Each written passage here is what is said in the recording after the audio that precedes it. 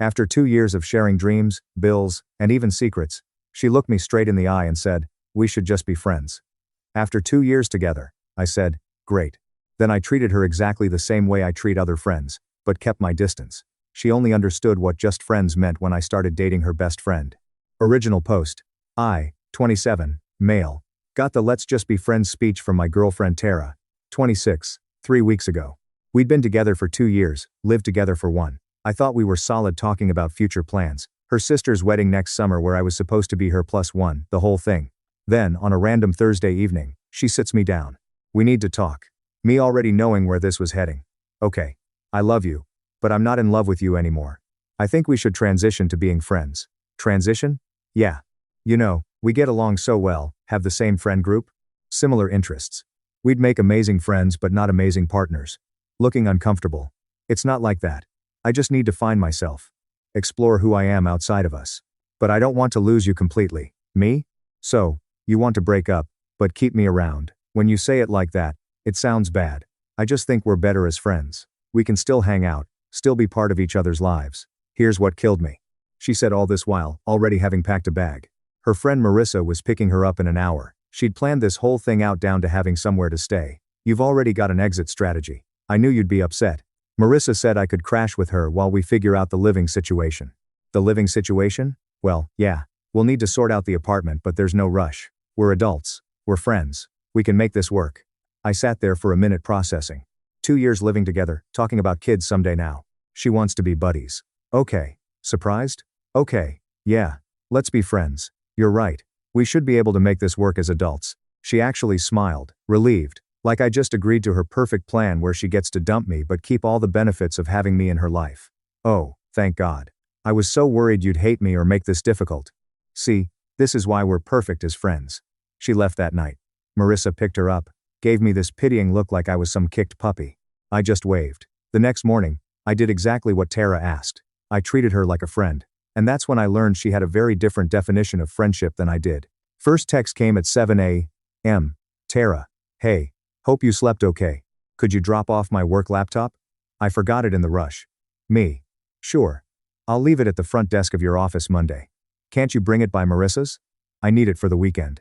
I've got plans. Monday works better for me." Plans? What plans? Friend stuff. See, didn't like that. But what was she going to say? We're just friends now. Friends don't drop everything for each other. Saturday. She texted again. "Hey, Marissa and I are going to that new brunch place. Wanna come? Thanks, but I'm good. Have fun. Come on. We always do Saturday brunch. That was when we were dating. Enjoy your meal." 2 hours later. This is weird. Why are you being like this? Like what? Distant, cold. I'm being friendly. Literally what you asked for. Update 1. Week 2 of friendship and Tara was starting to crack. See. When she said, "Let's be friends," what she meant was, let's keep everything exactly the same. Minus the romance. What I heard was, let's have appropriate boundaries like I do with all my other friends. She showed up at the apartment on Tuesday while I was at work. Still had her key, helped herself to groceries, did some laundry, even took a shower, left me a note, borrowed some stuff. Hope that's cool. I texted her. Me. Hey, noticed you came by. I'll need the key back when you get a chance. What? Why? My friends don't have keys to my place, but I still have stuff there. We can arrange times for you to get your things just like friends do when they need to pick stuff up. This is ridiculous. We live together. We used to live together. Now we're friends. Different relationship, different boundaries.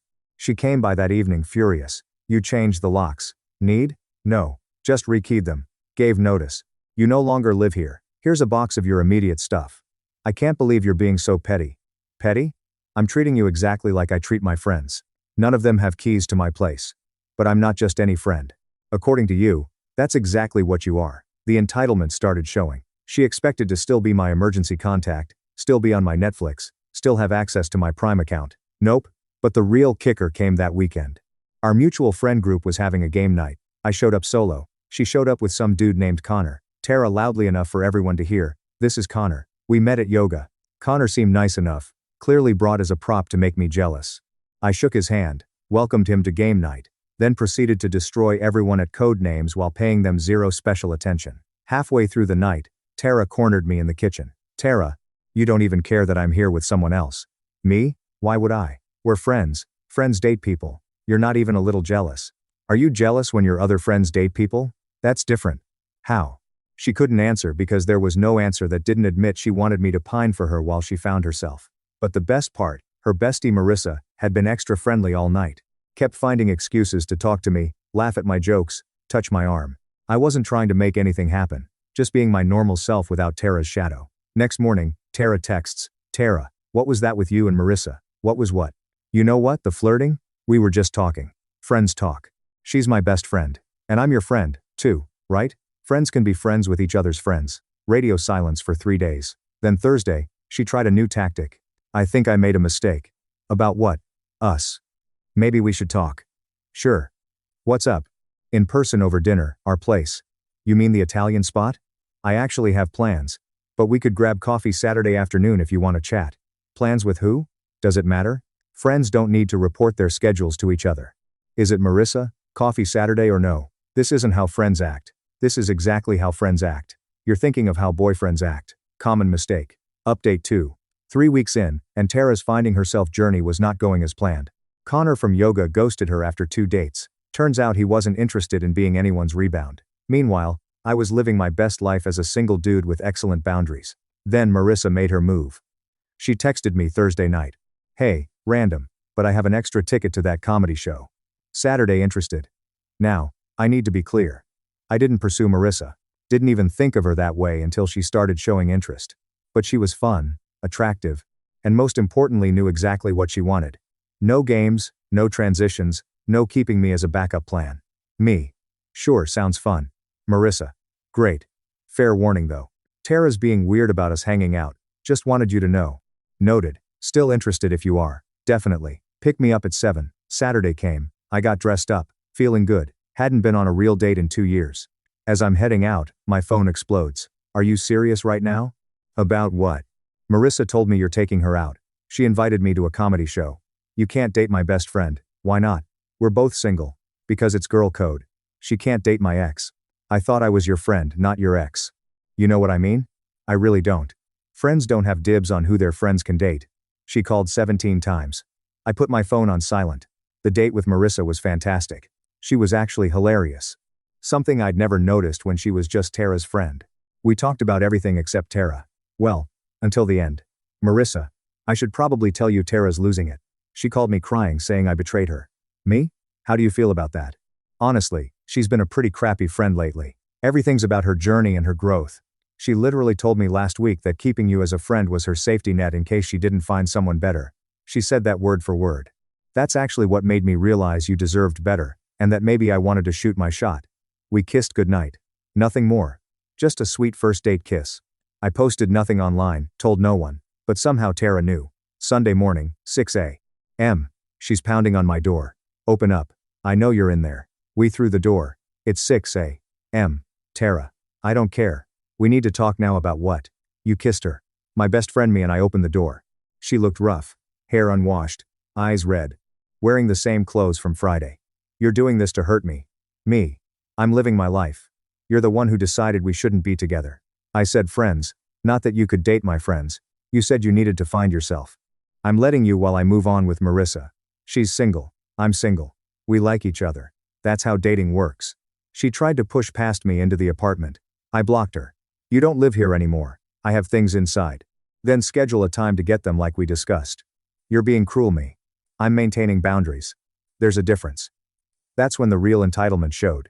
She started a campaign calling mutual friends, spinning stories about how I was revenge dating her best friend, how I was manipulating the situation to hurt her. Some friends bought it. Most didn't. Our buddy Jake called me, "Bro, Tara saying you're only dating Marissa to get back at her." Me.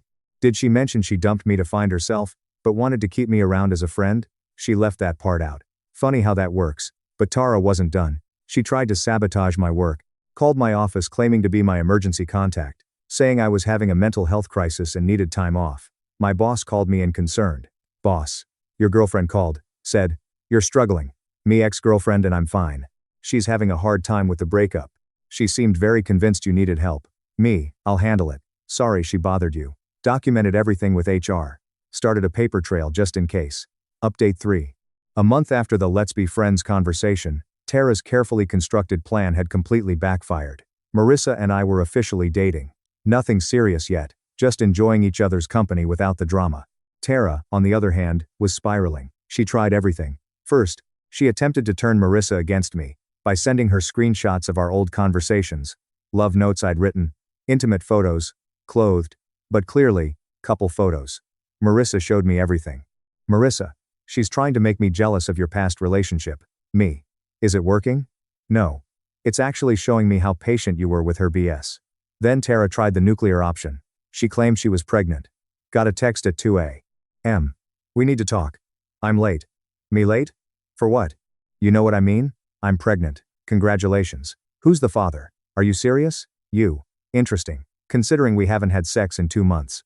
It can take time to show up. And you've been with how many guys since then?